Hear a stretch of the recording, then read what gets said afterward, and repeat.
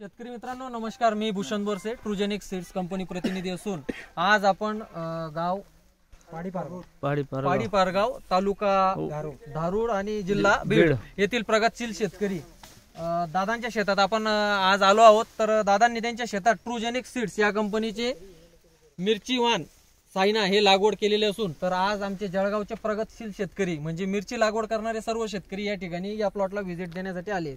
तर या ठिकाणी हा प्लॉट तुम्ही बघू शकता आणि तसेच श्री साई नर्सरीचे संचालक आणि क्षीरसागर बंधू नर्सरी यांचे संचालक हे देखील या ठिकाणी आले आहेत। तर यांनी हा प्लॉट बघितलाय, तर आपण त्यांच्याकडनं जाणून घेऊया त्यांना हे वाण कसं वाटलं।